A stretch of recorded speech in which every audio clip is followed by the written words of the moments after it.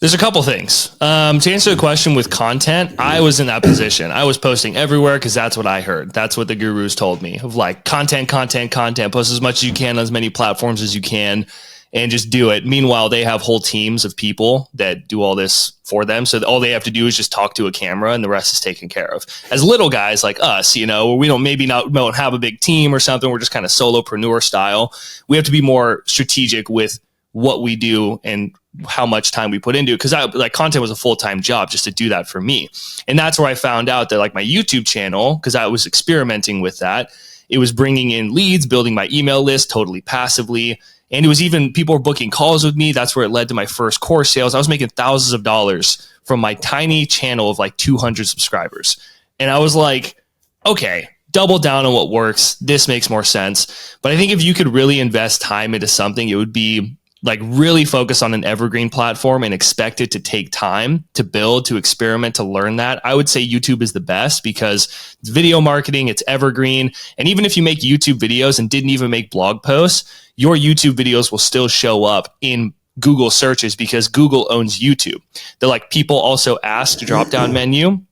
If that's a question that someone's looking for on like how to bench press or whatever, they click the drop down, a YouTube video will pop up in that drop down menu and YouTube videos will pop up even before top ranking Google posts, which is wild.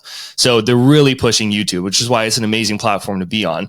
I do very minimal social media. If I do, I'm getting people on my podcast because my podcast leads to a ton of opportunity.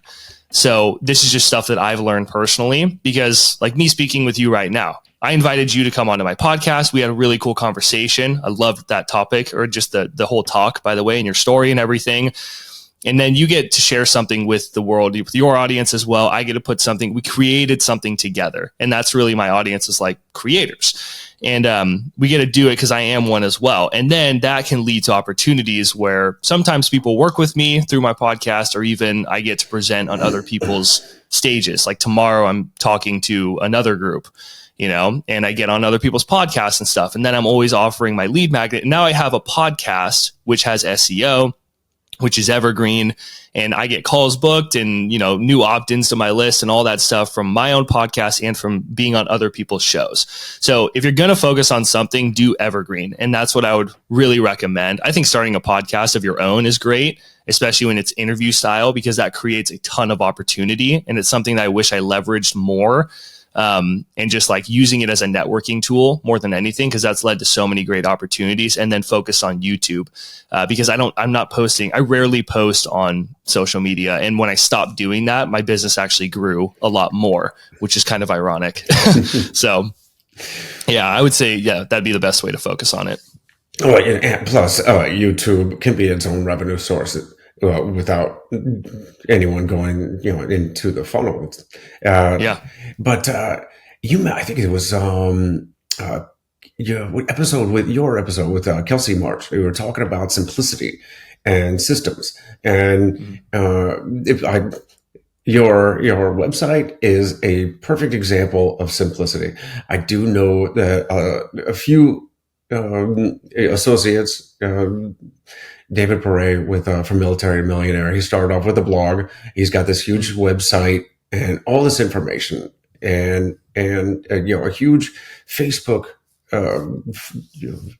group, all dedicated to educating a certain audience. And then he's also got courses and the mastermind and all this other stuff.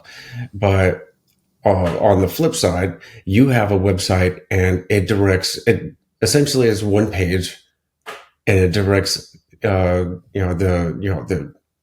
visitor to. It simply says, if you want more, enter your email here. I'll send you the lead magnet, and then you'll get some emails telling you what's going to happen next. And it's very simple. In fact, you were talking about the email organization CRM, and you mentioned on that same episode. A great tool you use for you have different tabs for Calendly, and I'm sorry, I didn't. Toby. What is it called? Yeah, it's a free Toby, TOBY. Okay. It's a free Toby Chrome extension. So it's free. You just go to your extensions on a Chrome browser, type in Toby, or you can always go to, I think gettoby.com, I think is the website, but just type it in, you'll find it.